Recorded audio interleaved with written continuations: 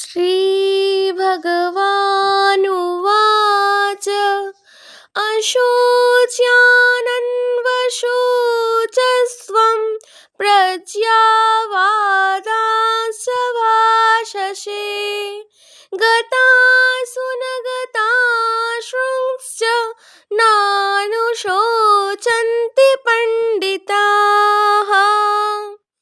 ভগবান শ্রীকৃষ্ণ বললেন, হে অর্জুন, যাদের জন্য শোক করা উচিত নয় এমন মানুষদের জন্য তুমি শোক করছো, আবার পণ্ডিতের মতো কথাও বলছো, কিন্তু পণ্ডিতগণ মৃত বা জীবিত কারোর জন্যই শোক করেন না।